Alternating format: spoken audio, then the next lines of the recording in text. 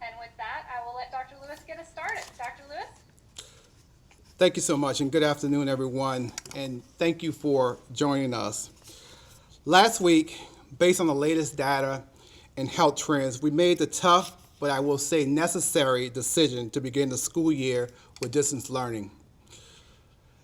As you all know, this decision that was made, it was not made lightly, but with the well-being of our students, teachers, and the entire community in mind.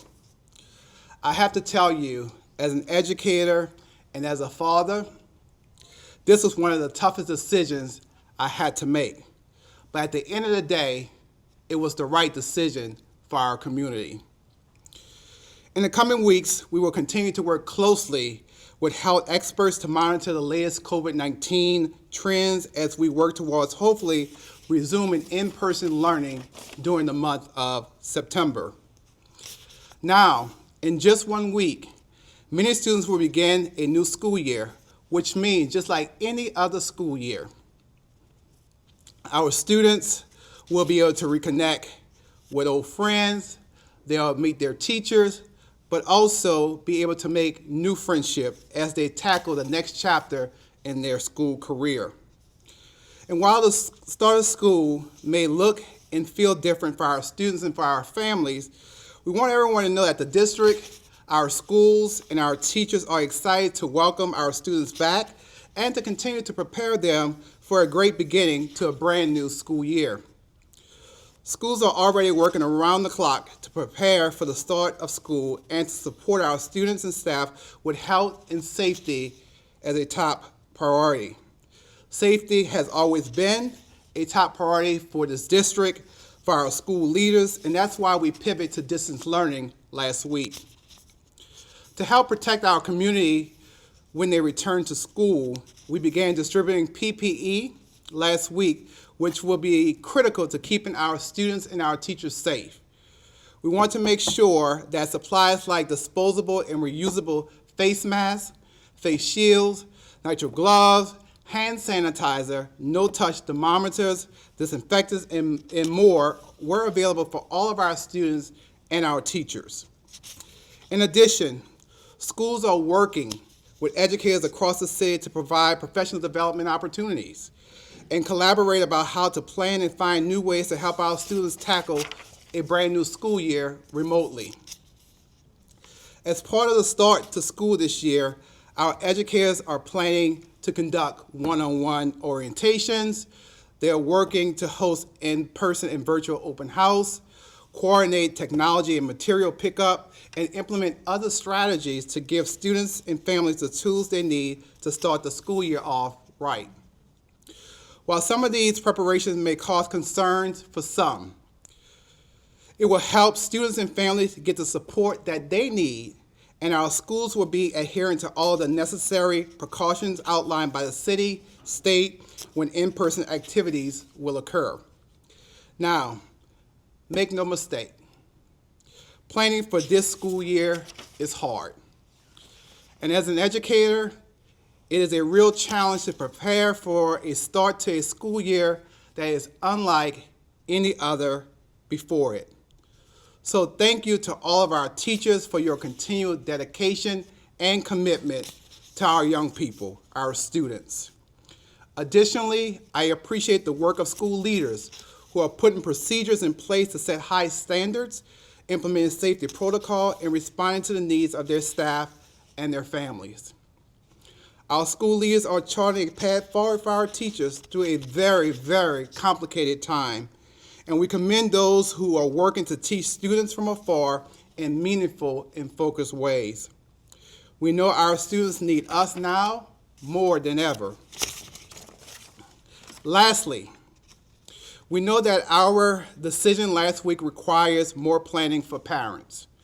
I also know that parents are also building plans for how to support their children during this unique start to our school year. As a father, I want our families to know that I understand how hard this is, and just know that we want to do our best to support you. One small step is we have created a space on our website for our families with resources and training on how to engage with various distance learning systems. We'll be sharing these regularly through our social media, and we welcome to hear from our families of other things that you feel will be helpful. You can send us your feedback at nolapublicschools.com. So in the coming weeks, we will continue to work closely with health experts to monitor the latest COVID-19 trends as we work towards hopefully resuming in-person learning in September. As we work towards September, we need all New Orleanians to do their part and to remember to mask up, wash your hands as often as you can, practice social distancing when possible, and stay home if you're feeling sick. Our 45,000 students throughout Orleans Parish, they're counting on each and every one of us. It will take our entire community to make sure that we can get our kids back into the classroom. I said this before, I will continue to say it over and over and over again. Together, I know we can do this. I thank you, and at this time, I'm going to invite our board president, President Ethan Ashley, to come and share a few remarks on this afternoon. President Ashley.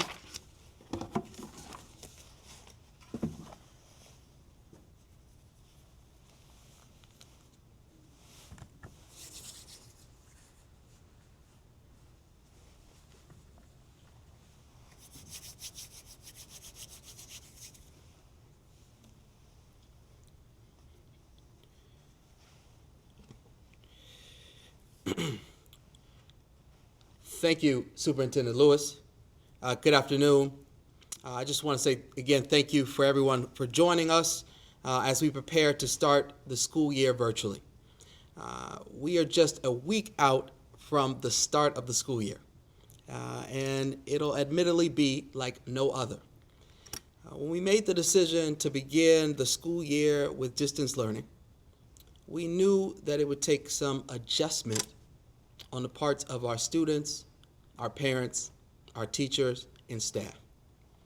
I'm here to say that we're with you. We're here to help you, and we're working alongside you to ensure the success of this school year as we venture into this distance learning experience for the start of the school year. There are 4 simple steps that you could take today to ensure a successful start to the school year. Number 1, please test your devices and make sure that the technology that you have, that it's ready for use. Whether you purchased it personally, whether you received it from your schools, or whether or not you're going to receive it from your schools in the future, make sure that you test the devices. Number 2, for our parents that are seeking help and assistance, we have a hotline for you to call. And we want to make sure that you call us when you need help. So if you have any questions that you need help with, please give us a call at 504-304-5782. That number again is 504-304-5782. Number 3, please, and I can't stress this enough, be in close contact with your schools. They are there to help you through this unprecedented time and ensure the success of all of our students and make sure that we get the best, that they make sure that they get the best education during this time. Number 4 is something that we've reiterated time and time again. Please wear your mask, wash your hands, social distance, and stay home if you are feeling unwell. I think I'm standing right next to Dr. Springate. I think he just gave me the nod. Yes, that's the right way to go. So, we might be starting this school year off with distance learning, but if we all do our part to stop the spread of this virus, we'll be able to get our kids back into the classrooms for in-person learning very, very soon. And remember, this year may look a little different, but if we work together, this school year will be a success, even at a distance. Thank you so much. We're with you. We're listening. And if you need help, again, the number to call is 504-304-5782. At this time, I'll hand it back over to Dr. Lewis.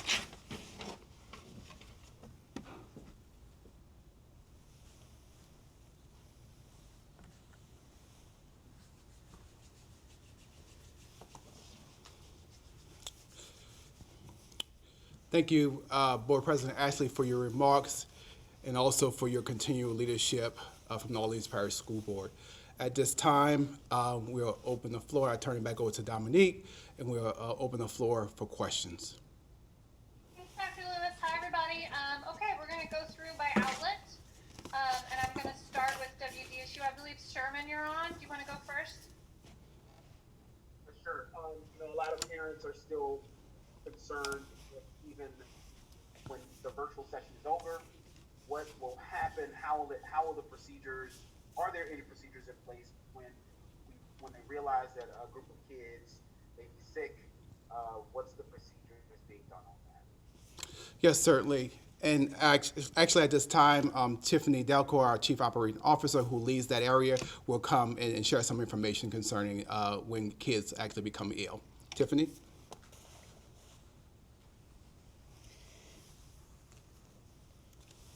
Thank you, Dr. Lewis. So first part of that question, I want to make sure everybody's aware that distance learning will remain an option for any families that choose it once we return students back to the building in person. For when someone gets sick at school, we release supplemental guidance on July 17th that really walk through those scenarios and those procedures. When anyone in our school is a confirmed case, any individual who came into close contact with that person is requested to quarantine for 14 days. If anybody in our school community came into contact with a confirmed case outside of school, we're also going to ask that individual to quarantine for 14 days as well. Depending on who that individual is that is sick would determine what teachers, what other students would need to quarantine as a result of their illness. Okay, thanks, Tiffany. I'm going to go to Devin with WWL next. Devin? Hello, thank you guys for doing this today. I have a follow-up actually to Sherman's question there. Is there a robust number of substitute teachers on standby in the event that there are teachers who do have to quarantine or teachers who do test positive during in-person learning? So again, as we approach this school year, it's a very, very challenging time. However, as our school leaders, as I said before, have been working around the clock to prepare for this upcoming school year, there are several things that have happened thus far. And one thing that our schools I know are doing is looking at not only having additional substitutes on their staff or what have you, but also looking at those individuals who may have positions that are outside of the classroom and being able to work with their staff to understand that it's going to take a team effort to be able to work through these challenges. So as things are happening, that there are personnel in place that can support our students during any transition that may happen over the course of this year. Okay, great. Thanks, Dr. Lewis. Della with the Advocate, why don't you go next, Della?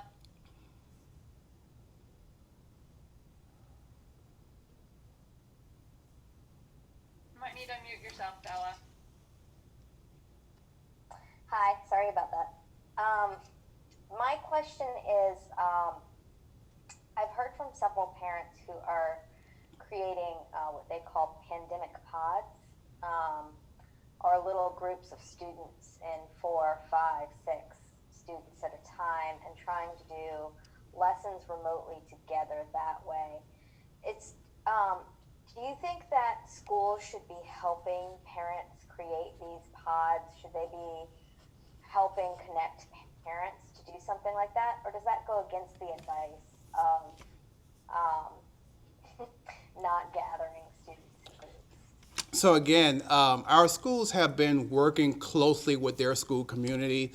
And again, as our parents continue to reach out to schools, I know that our schools are helping our parents to be creative because we understand that when we pivot to distance learning, the challenges that are faced with for our families. And so we see our families problem solving as well as our schools. And so it's going to take a joint effort, just like the example you gave about the pods, of how people are going to come together to be able to make sure that our kids are engaged in their learning opportunities. And so the same thing will be happening, I believe, with some of our family members who will have other family members watching their kid and their own kid. And so I believe we'll see a lot of that. But again, the main thing I want to leave with you, Della, with that particular one is we have to be able to support our families during this very, very, very tough time. And I appreciate and applaud our families for also working through, because the school system, we have said very, very clearly, our reason for going to remote learning at this time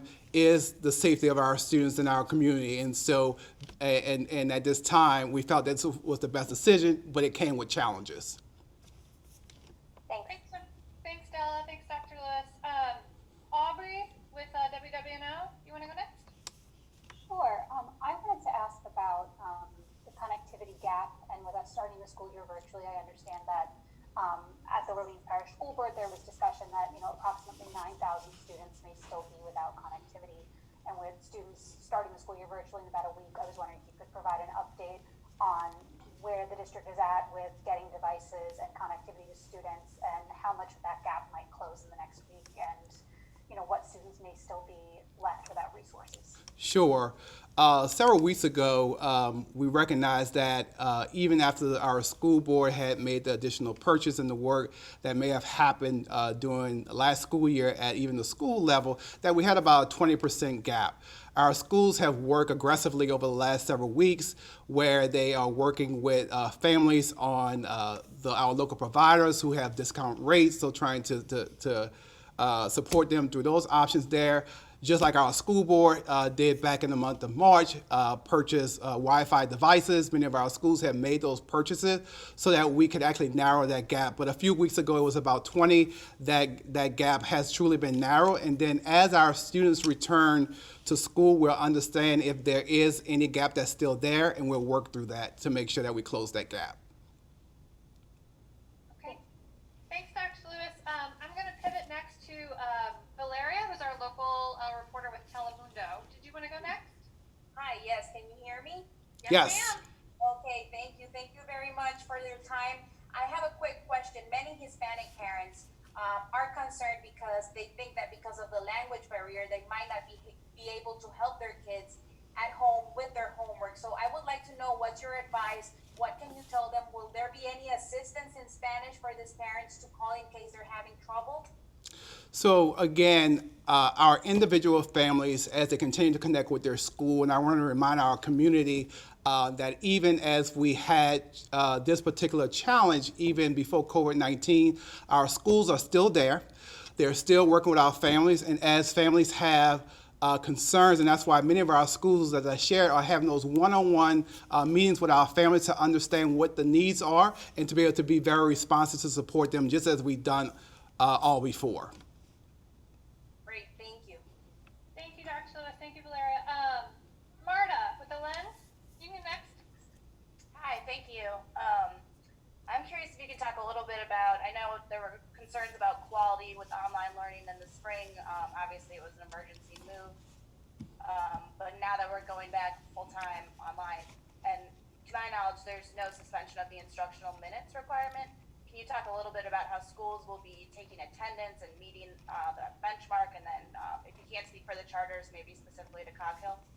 Yes, so what I will share is, first of all, I have to applaud and thank our teachers, because as it was stated before, in the month of March, even though here in New Orleans we did have about a week and a half as we were working with school leaders to make which we knew later, on March 16 was actually going to be remote learning, and you saw it happening for the remainder of last school year. our teachers were not prepared because we didn't know that this was coming.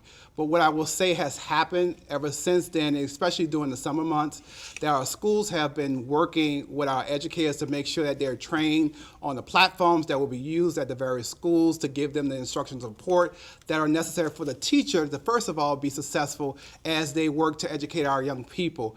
As is stated, at this time, all instructional minutes are in place, and so is expected and required by every school system in the state of Louisiana at this time that attendance is taken.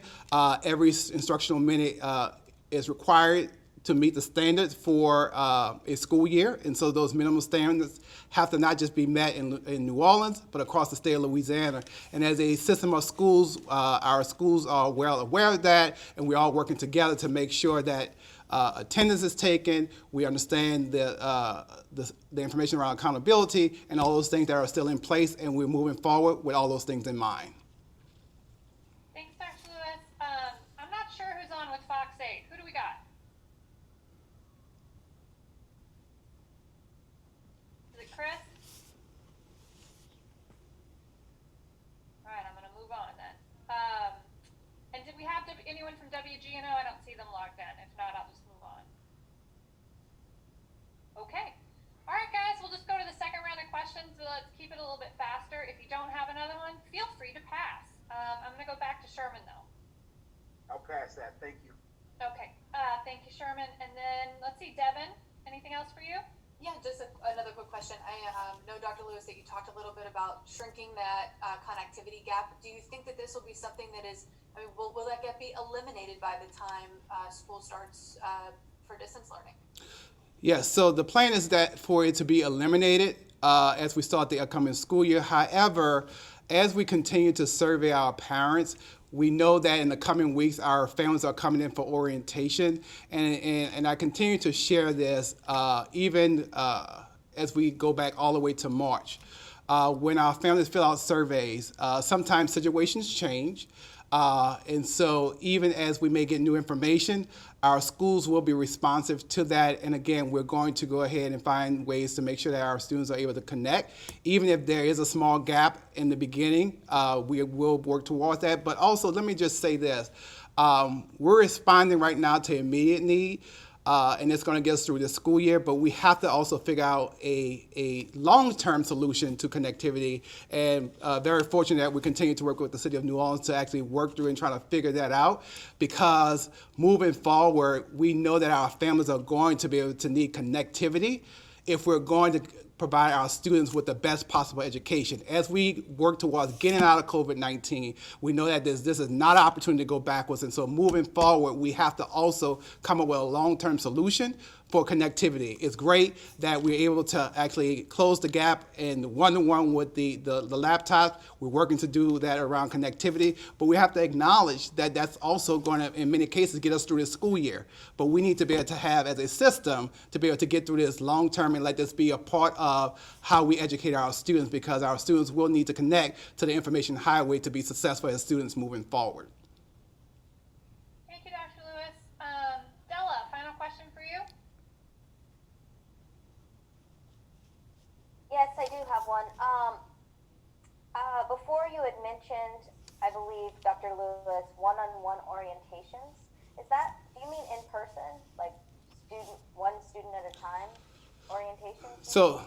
So some of our schools are having opportunities, because again, if you think about, if we have purchased technology, we're going to have to be able to interact with our families to be able to meet them. And so our schools are finding ways to make sure that as families are coming to pick up their technology, that this is an opportunity not just to pick up technology, but also to have those critical conversations with families, understand if there existing needs, and be able to be responsive to that. And then in addition, we are having virtual open house and orientations for our families. So large group things are happening very virtual, and then as I used the example of picking up technology, our families will have to actually be able to come to our schools and be able to pick up those devices. And if they can't, I know our schools will be working with them to make sure we get those devices in our young people's hands.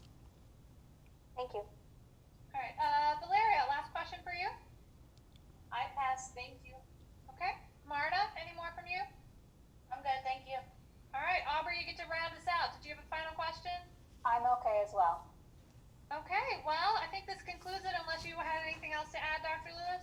Just want to, again, as always, thank our community. This is a very, very challenging time here in the city of New Orleans. But I will say, as a school community, we have made the right decision to start in a very virtual way. But we also want to remind our community it's going to be up to each and every one of us collectively to make sure that we can get our students back in the classroom. And as a school system, our expectation is to get our students back in the classroom in the month of September. But it's going to take the effort of our entire community to make that happen. So again, continue to wear your face covering. Wash your hands as often as you can. When you feel sick, stay home and practice social distancing as often as you can. And also, just being very, very clear, the large gatherings really has to cease. If we're really going to get our students back in school, it has to be and continue to be a top priority for our school system. Our young people, their future is depending upon it. So again, I thank everyone this afternoon for attending our press conference, and this concludes our press conference for this afternoon. Thank you so much. Okay, thanks, Dr. Lewis. Thank you, everybody. You have my information. Be on the lookout for more info for next week's press conference.